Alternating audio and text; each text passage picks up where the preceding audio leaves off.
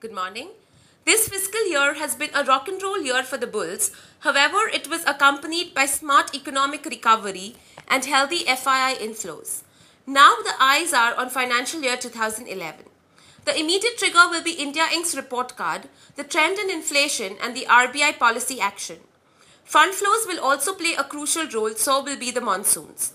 On the whole, India is poised to do a little bit better than financial year 2010. A late spurt helped the key indices rebound after a mostly lackluster day yesterday.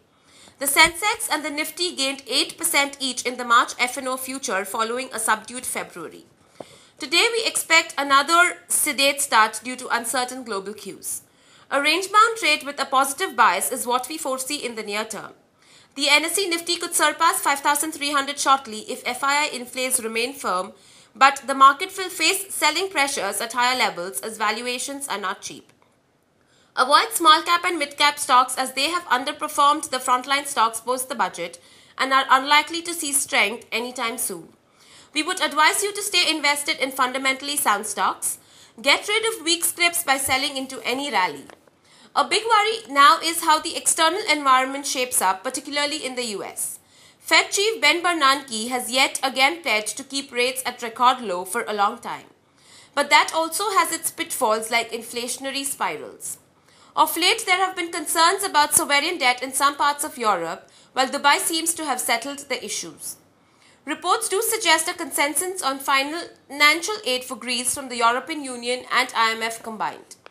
One should keep a close watch on the movement of the dollar index for gauging the direction of the overseas market. Bharti Airtel has formed two SPVs in Netherlands and Singapore to execute $10.7 billion deal to acquire Zen Telecom's African assets. Coal India, RCF and GAIL plan to jointly set up a coal gasification unit in Orissa.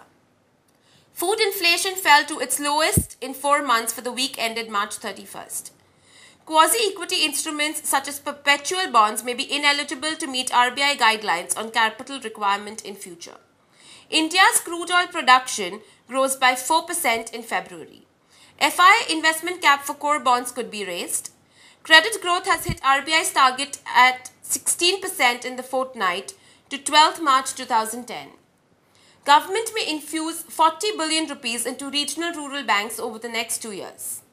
Moving on to the recommendations, we have Hero Honda. We recommend traders to buy the stock between the range of Rs 2015 to Rs 2030 for an initial target of Rs 2085 with a stop loss at Rs 1995.